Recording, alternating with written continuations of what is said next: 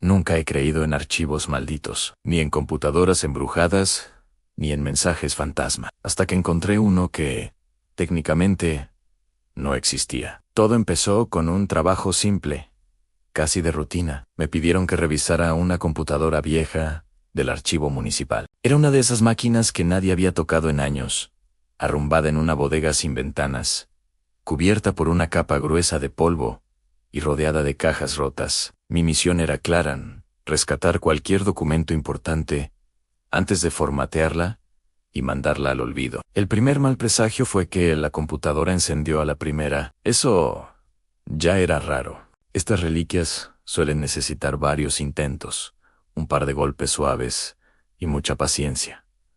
Pero esta no. Arrancó sin problemas, mostrando un escritorio casi vacío. Casi.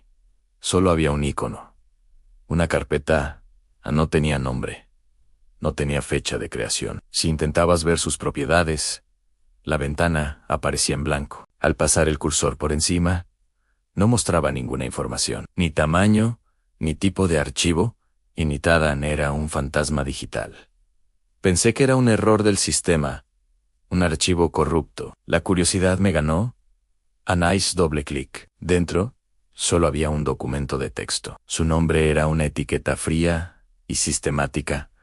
Archivo-001. Lo abrí, esperando encontrar una cascada de símbolos sin sentido, el típico resultado de un archivo dañado. Pero lo que vi me heló la sangre.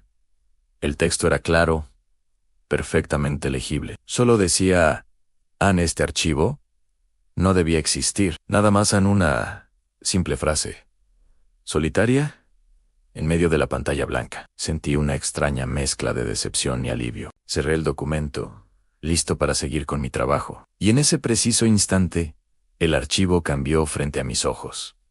Apareció una nueva línea de texto, justo debajo de la primera. Ahora que lo abriste, ya formas parte del registro. Un escalofrío me recorrió la espalda. Me reí, nervioso. Tenía que ser una broma. Algún programador aburrido del ayuntamiento, años atrás, había dejado este pequeño susto para el desafortunado que tuviera que limpiar la máquina. Decidí seguirle el juego. Volví a abrir el archivo. Había más texto. Estaba escrito como un informe, un registro clínico de eventos paranormales menores, en fechas, horas en observaciones. Describía cosas pequeñas, incidentes, que cualquiera podría descartar como producto de la imaginación. Una puerta que se cerraba sola, con un golpe seco. Un ruido inexplicable en el piso de arriba de una casa vacía. Una persona que se despertaba súbitamente a las 3:17 de la mañana, sin ninguna razón aparente. Nada espectacular, pero todo estaba descrito con una precisión inquietante, casi forense. Seguí leyendo, pasando páginas y páginas de estos extraños sucesos. Y entonces vi una fecha. Era el día de ayer. La hora coincidían. Y la descripción. La descripción era exacta. Describía algo que solo yo había vivido. Algo que no le había contado a nadie. El sujeto escucha pasos en el pasillo de su departamento. Revisa. No hay nadie. Decide ignorarlo, atribuyéndolo al cansancio. Cerré el archivo de golpe. Mi corazón latía con fuerza contra mis costillas. Me levanté de la silla, mirando a mi alrededor. La bodega seguía en silencio, solo iluminada por la luz polvorienta de un foco solitario. El aire se sentía pesado, denso. Era imposible. Tenía que haber una explicación lógica. Volví a sentarme, el pulso acelerado. Con manos temblorosas, abrí el archivo una vez más. Había una nueva sección. Acababa de aparecer. Confirmación en el sujeto. Regresó al archivo. Mi respiración se volvió superficial y rápida. Ya no era una broma. Esto era otra cosa. Seguí leyendo, desesperado por encontrar una respuesta. El archivo no hablaba de una sola persona, hablaba de muchas. Cada registro parecía una historia independiente, un evento aislado en la vida de alguien. Pero todos, absolutamente todos, terminaban de la misma manera. El sujeto accede al archivo. Fue entonces cuando lo entendí. No estaba leyendo historias de fantasmas. Estaba leyendo los registros de otras personas que como yo, habían encontrado este documento. Personas que habían abierto la carpeta sin nombre y se habían convertido en parte de su historia. Al final del larguísimo documento, había una sección bloqueada. No se podía acceder a ella, solo mostraba un mensaje críptico: "An próxima actualización. An pendiente". Sentí pánico.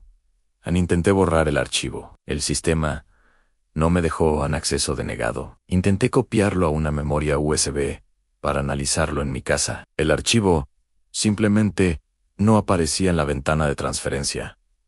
Era invisible. En un último acto de desesperación, intenté apagar la computadora, forzando el botón. "No", respondió. Estaba completamente congelada, con el documento abierto en la pantalla. Entonces, la pantalla parpadeó en una, 2 veces, y el archivo se actualizó por última vez. Justo delante de mí, ahí leí la nueva entrada, con las manos temblando, incapaz de apartar la vista. Hora actual. El sujeto lee esta línea. El sujeto entiende que el archivo no registra el pasado. Tragué saliva, un nudo formándose en mi garganta. La última línea apareció lentamente, letra por letra, como si alguien, en algún lugar, la estuviera escribiendo, en ese preciso momento. "Registra lo que viene". Y con esa frase, la computadora se apagó an sola. La pantalla se volvió negra, y la bodega quedó en una oscuridad casi total. Al día siguiente, devolví la máquina al archivo municipal. Dije que el disco duro estaba dañado, que no había nada útil que rescatar.